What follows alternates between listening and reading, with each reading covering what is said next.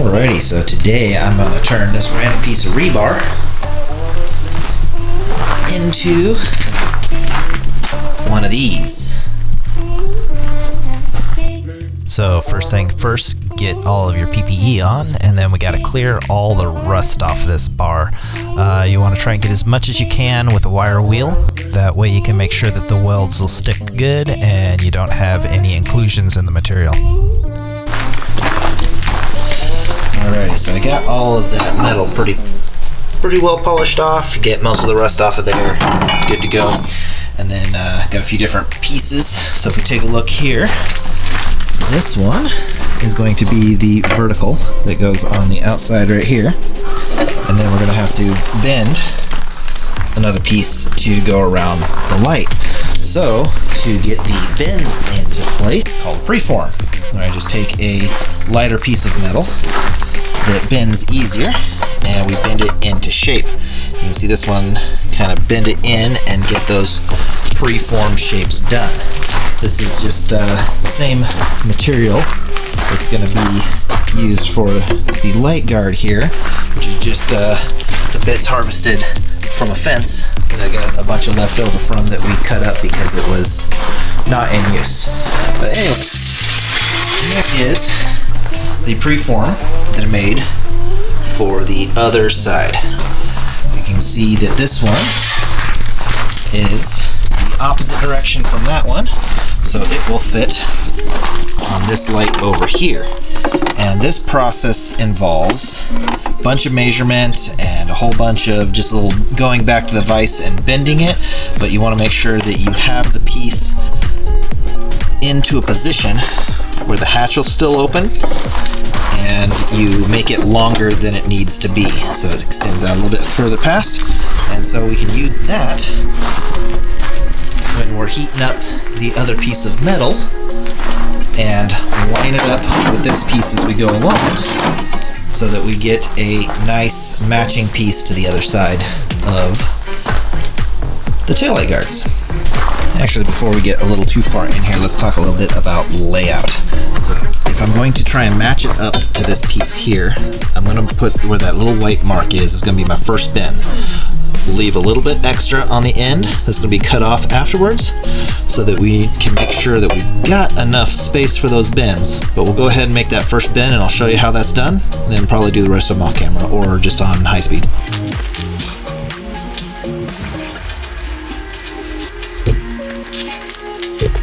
Alrighty, so just going to give a quick demonstration of how to heat up the metal to get it ready to bend. Oxyacetylene torch will get it going.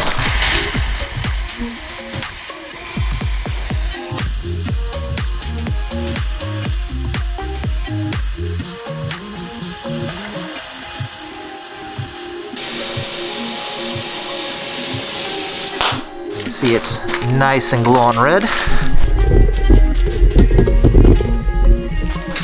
Drop her in the vise, and right about the part where it was glowing, give her a nice bend, and you get it to about the right spot.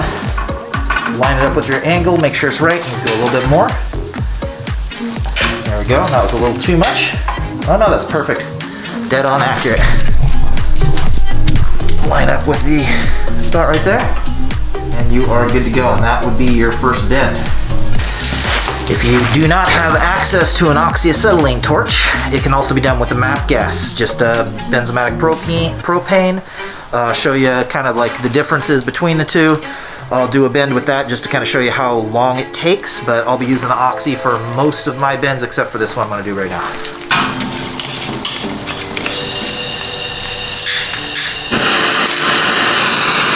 Okay, the oxyacetylene torch, it's really good if you can get a tabletop one, have your vise lined up so that you can set the torch on there and have it just sit there for a while.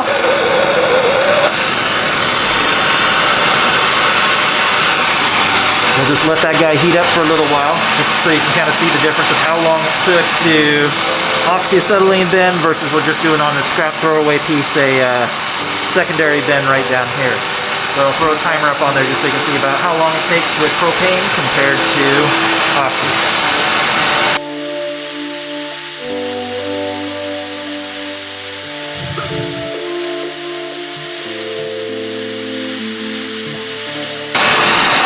getting there pretty close. And it's starting to turn to a nice dull red. Once you get it just somewhat heated, it will bend, but you'll notice that this will take a lot more force to bend this piece than it did to bend the last piece. There we go. Nice dull red on there. Turn that puppy off. We'll do a similar style bend. Get it just right at the heat point. And try not to knock my table over in the process.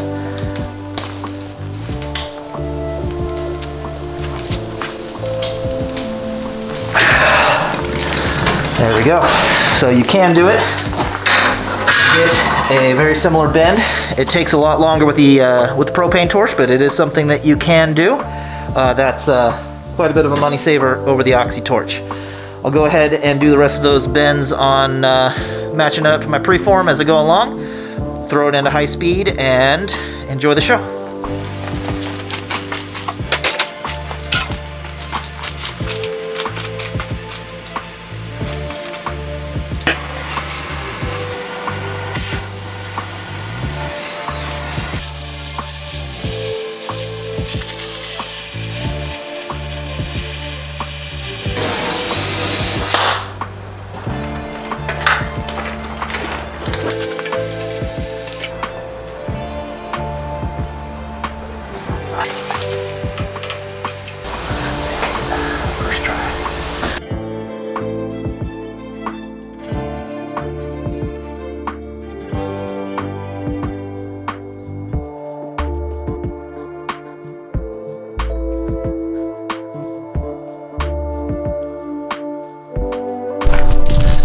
Alright, lo and behold, right in the middle of that, my memory card filled up, so new memory card in, and I'll just go over those again because I don't know where the video stopped. So let's just kind of go through what I was doing so you know what the process is.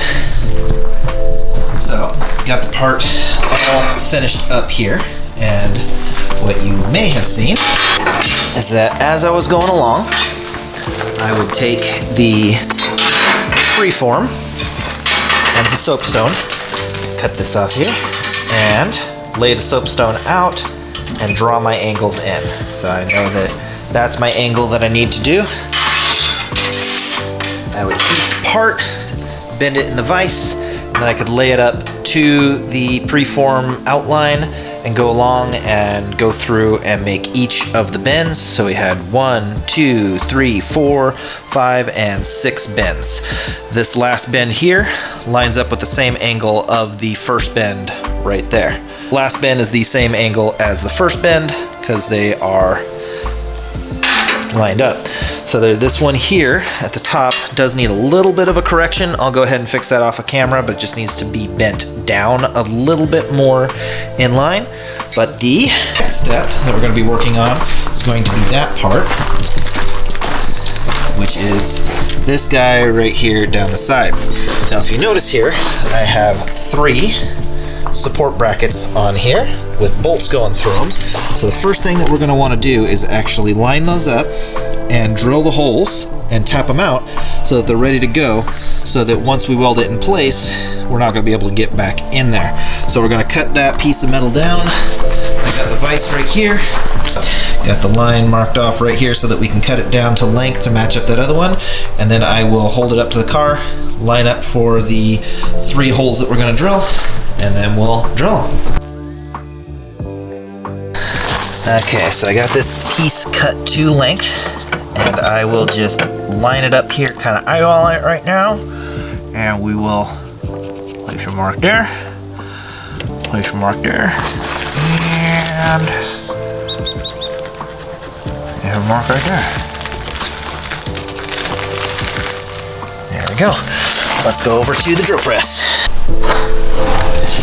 Alrighty, so what I'm going to use here is this 17/64 drill bit, or tap bit, which lines up with the perfectly with these stainless steel little hardware kit. Got it off Amazon, just what is it? Yeats. Yeets it. Anyway, some stainless steel hardware, 17/64ths. With that 17/64ths, we're going to use a drill bit which is just slightly smaller than the diameter of the threads that are on there, using a 1/4-inch drill bit to go with that because that's the closest size that I've got on hand. Worked out perfectly, but it is a little bit tight to get the thread started, so if you're using a slightly undersized drill bit, make sure that you use some good cutting oil when you're doing the thread, but it'll thread just fine. So one more step that is required is, before we can drill on a round surface or a round structure, we have to grind a flat spot in so that the drill bit can actually find center and go through. If you just try drilling right into a round bit, you're going to get wibble wobbles all over the place and it'll go to either side of center. So if we grind a little flat spot in, it'll make drilling that hole nice and easy. So I've got those points marked out and I'm going to just grind a flat spot in on those and then we'll start drilling.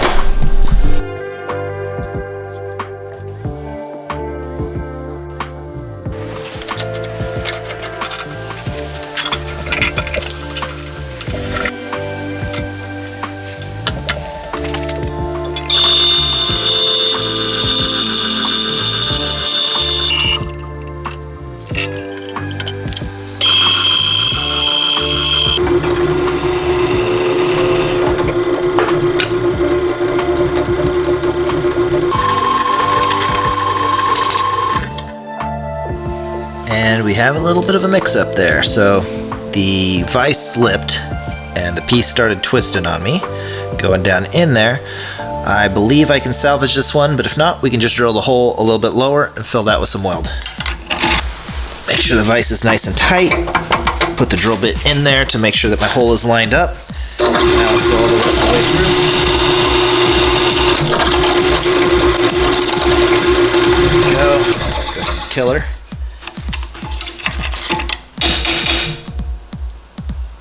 Yeah, but you can see that that hole slightly off-centered, but that's more than enough meat for that that part right there. That won't be too much of a worry, but that'll do her. Let's get that last hole drilled. We will throw some PB Blaster on there to act as a cutting fluid and go to town.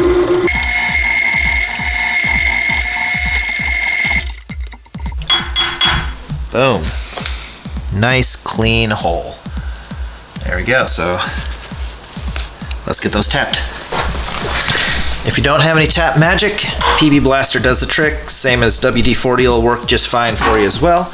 If you've never done a tap before, you start by twisting, and you want to get her lined up as vertically as you can, and you start getting those teeth kicking in.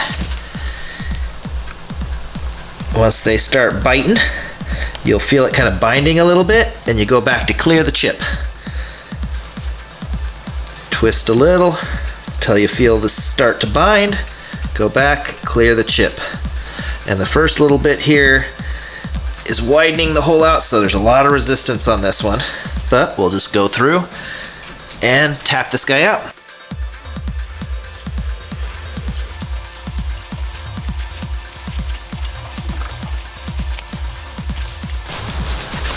Now we just do that 3 more times.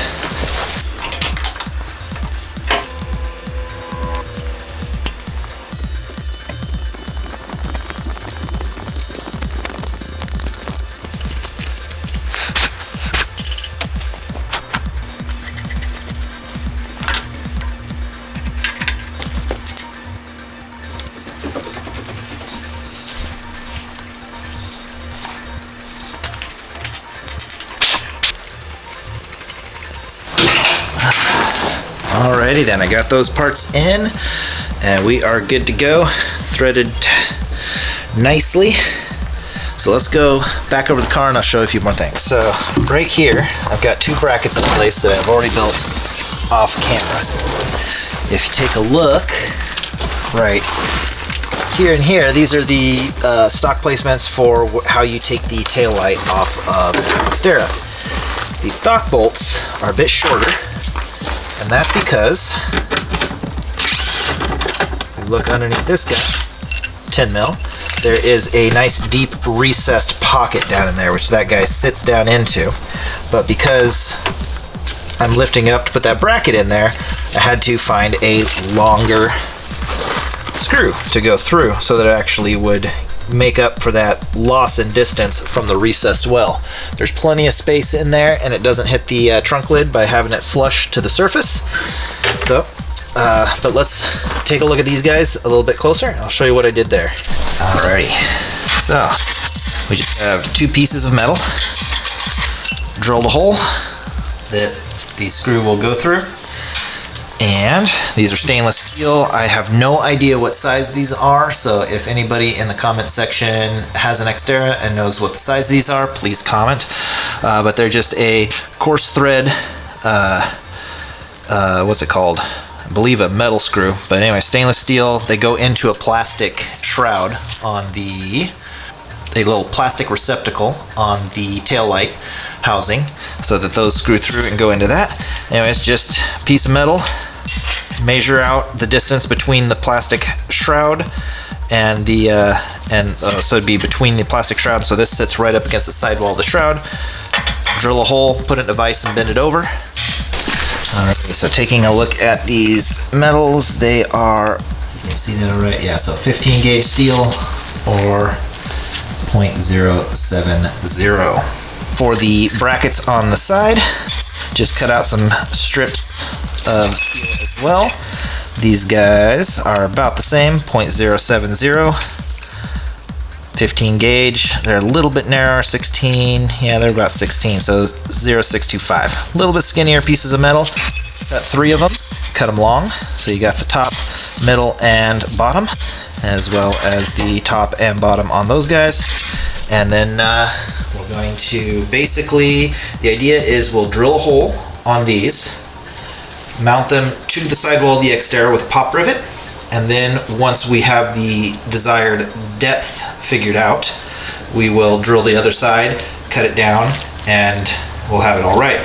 But before you do the pop rivet, make sure that you have it coated with paint and have the appropriate size. So to do that, we'll just use a metal screw to go through into the body to hold it in place temporarily, and we'll be good to go from there.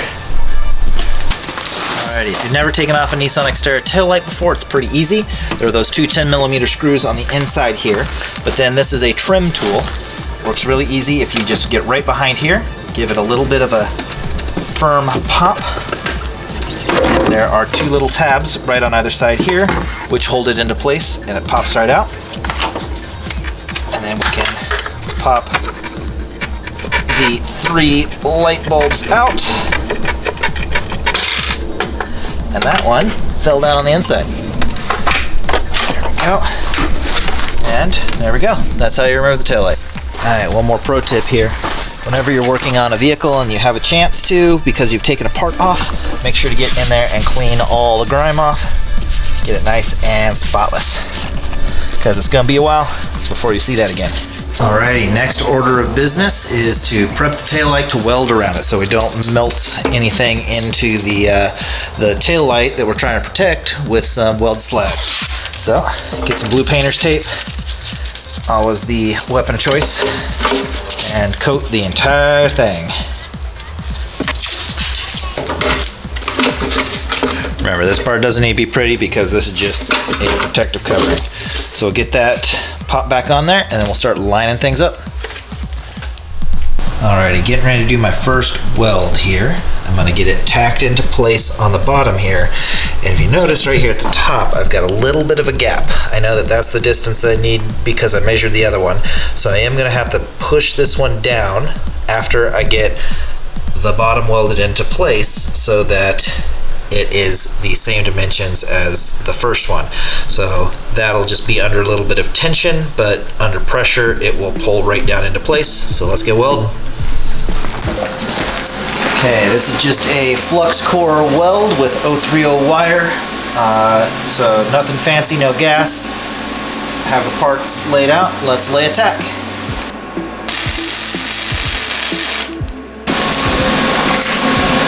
Hope you caught that on camera, but you can see this guy lifted up a little bit right here. But we got it nice and solid into place on the bottom. Now I'm going to have to figure out how to clamp this guy in to hold it into place so I can get that secondary tack in. Clamps. So a quick little tip for when you don't have a clamp that's long enough, just weld it to your table.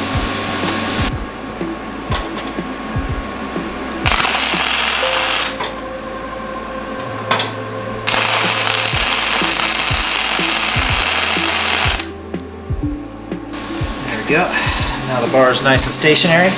Give that a second to cool.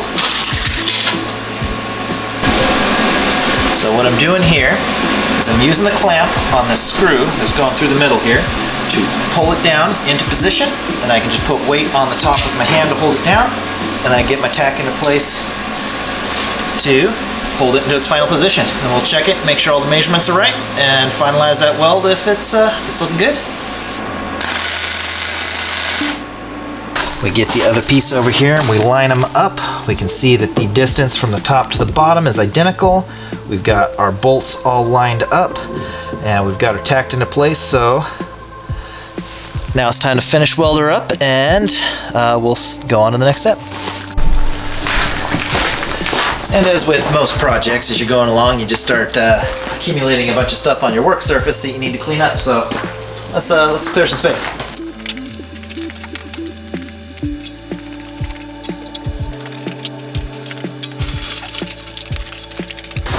Okay, now they're a little bit more organized, let's do those finish welds.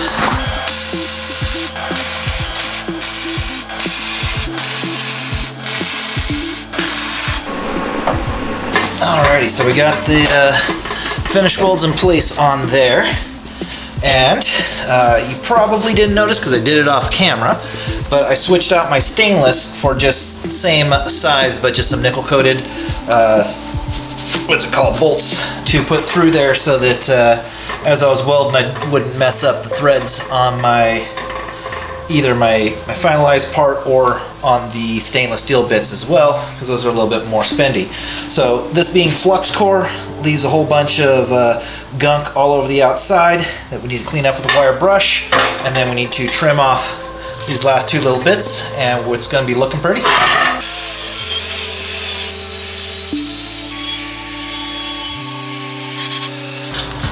Right here is why I put these guys in, because if you notice how hard that was to get out, that's because slag got on the threads.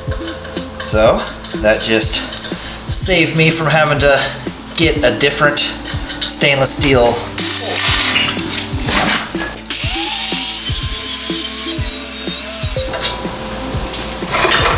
Oh, there we go. That is about 90% of the way complete. Now we just need to start working on the guard portion that goes across. But let's go put some brackets on it, shall we?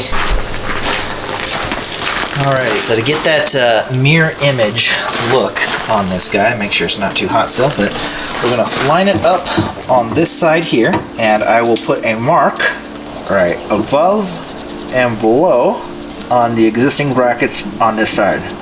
So now I know where the bracket needs to be, so that's in the exact position on that side. Now we're going to start eyeballing it, and this is where vice grips are going to come into play. And we're going to line up that spot and just kind of clamp it into position. Grab a second set of vice grips right about there, and then we get the tape measure. So 3/4 of an inch on the top, right an inch on the bottom. Quarter.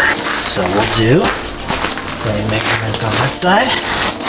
Okay, and just to give you a better understanding of what I just did there, if you notice I'm measuring right from the edge of this guy, and I put a mark right out at an matched it up on the other side. So I took a measurement on the other side, measured from the edge out onto the metal, which lines up to the inside of that piece right there.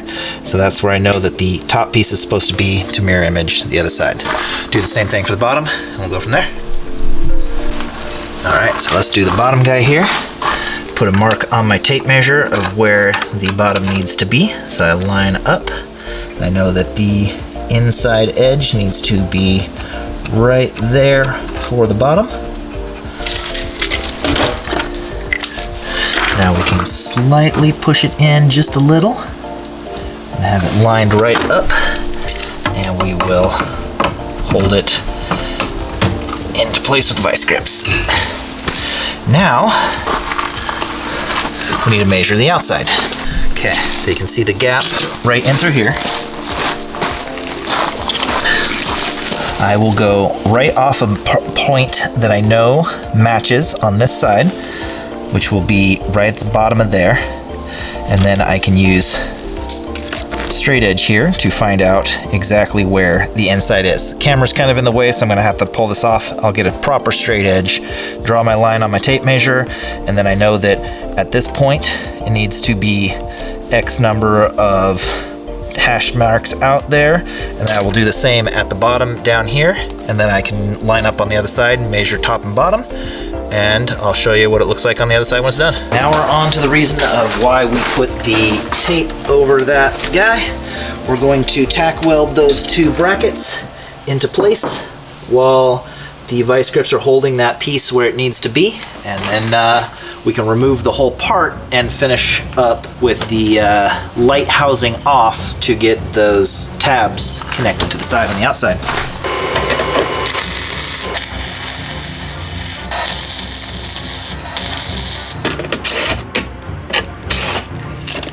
And always check to make sure you didn't melt something when you had hot next to plastic. And it's looking good. Okay, so now we've got those three little pieces of metal that we cut down, and we'll get our gap set. It should be right about there. And I will hold her up. And what the process is this piece goes into this channel, and then you mark a line right here to know where to cut it, and then you mark a dot right there where you know you need to punch your hole through. So you cut your hole first, then cut the end off. So I'll go ahead and do that and get rolling. The next day.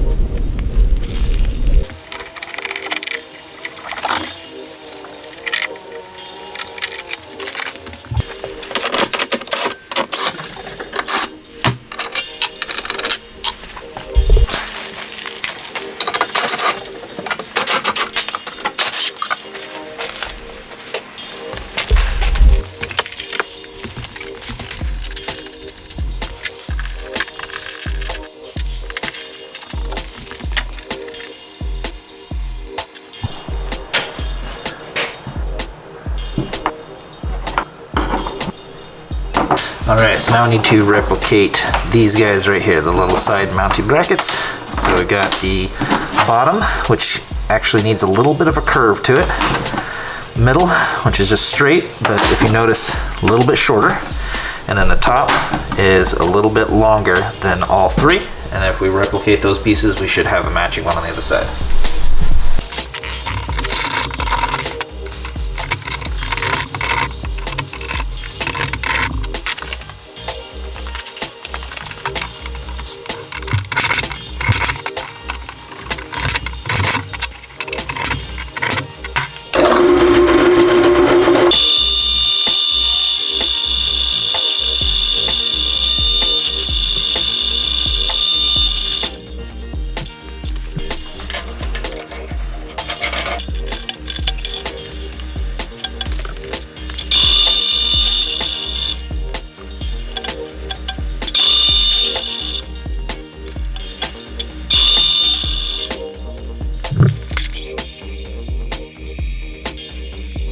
Stack the three together so that the hole lines up on there.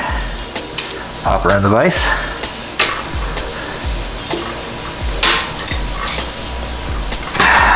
Now we can cut right through there so they all match.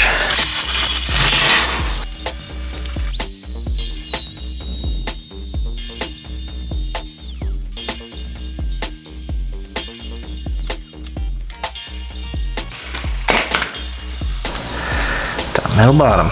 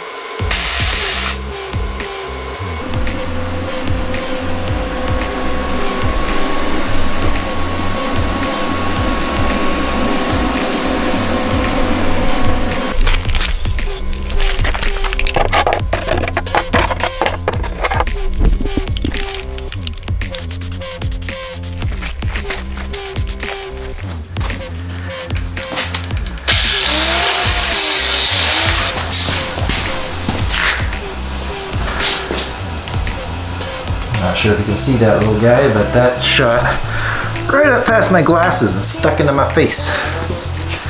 PPE for the win.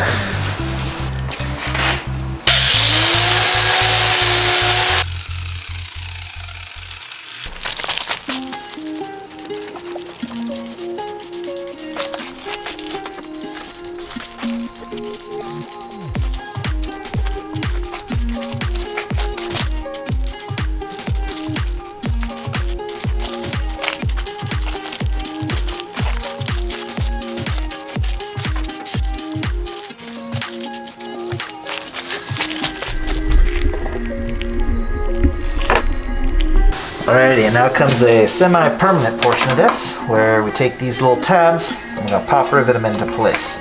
Let's make sure we got them correct. We got top. And if you've never done a pop rivet, that's basically